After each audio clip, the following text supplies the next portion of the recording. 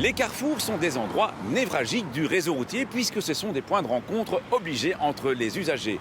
Y respecter quelques règles de bon sens est de la plus haute importance, à la fois pour la mobilité et pour la sécurité de tous. La première de ces règles importantes est que tout carrefour s'aborde avec prudence et ce, même si vous bénéficiez de la priorité. Ensuite, il est bon de rappeler une règle essentielle pour la mobilité dans nos villes. Même si des feux de signalisation l'y autorisent, un conducteur ne peut s'engager dans un carrefour si l'encombrement de la circulation est tel qu'il serait vraisemblablement immobilisé dans le carrefour, gênant ou empêchant ainsi la circulation dans les directions transversales. Si cette règle était mieux respectée, la fluidité des carrefours s'en trouverait grandement améliorée à l'heure de pointe. Dans le même ordre d'idées, les conducteurs qui passent les feux à l'orange alors qu'ils étaient en mesure de s'arrêter, ou pire, qui passent au rouge, sont très souvent ces conducteurs qui encombrent inutilement les carrefours ou qui empêchent d'autres conducteurs, principalement ceux qui virent à gauche, d'évacuer le carrefour à temps. Bref, pour la mobilité de tous, ne soyez pas égoïstes dans votre manière d'aborder les carrefours, et ce, même quand vous bénéficiez de la priorité de passage. Pour assurer la sécurité et la mobilité dans les carrefours, il est également important de respecter la signalisation et les marquages en place. Ainsi, si des bandes et des fléchages sont prévus pour distribuer le trafic dans le carrefour, il est important de les respecter. Il arrive que certaines directions soient davantage encombrées à certaines heures. C'est souvent le cas quand il s'agit de virer à gauche, mais ce n'est pas une raison pour faire semblant d'aller dans une autre direction pour ensuite changer d'avis et éviter de faire la file. Dans le même esprit, les sites propres de transport en commun ne sont pas des raccourcis pour éviter de faire la file. Rappelons que ces manques de courtoisie sont aussi des infractions de premier degré qui peuvent vous coûter un minimum de 58 €.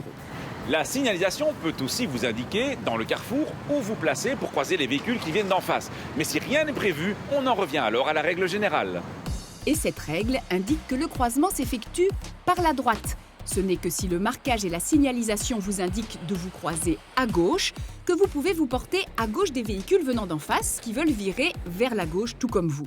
Si vous vous portez à gauche sans que ce soit prévu, vous risquez de gêner fortement la marche des autres usagers. Voilà encore une bonne raison pour observer avec attention les signaux et marquages en abordant un carrefour. Enfin, terminons par un mot pour les usagers faibles pour lesquels la traversée d'un carrefour peut se révéler dangereuse, du moins si les usagers motorisés ne font pas attention à eux. C'est justement pour protéger les piétons dans les carrefours que la réglementation prévoit que les conducteurs qui virent doivent céder le passage aux piétons qui traversent la chaussée sur laquelle ils vont s'engager. Les conducteurs doivent donc être extrêmement attentifs en virant. Par ailleurs, on trouve aussi très souvent des zones avancées pour cyclistes et cyclomotoristes à 2 roues dans les carrefours avec feu. Il est important pour les automobilistes et également les motards de laisser ces zones libres car elles permettent à ces usagers, à la fois plus lents et plus faibles que sont les cyclistes et les cyclomotoristes, de s'élancer en toute sécurité dans les carrefours sans être en concurrence avec des usagers plus rapides.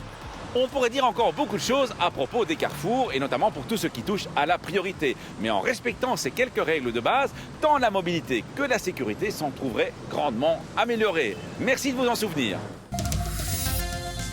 Peut-on utiliser son GSM quand on est immobilisé dans une file ? Pour pouvoir utiliser son GSM en le tenant en main, il faut être rangé à un endroit où le stationnement ou l'arrêt sont autorisés. Se retrouver immobilisé dans une file de voitures à un feu rouge ou sur l'autoroute par exemple n'est pas un arrêt ou un stationnement au sens du code de la route. Et cela n'autorise donc pas à utiliser son GSM en le tenant en main. À la semaine prochaine et d'ici là, bonne route!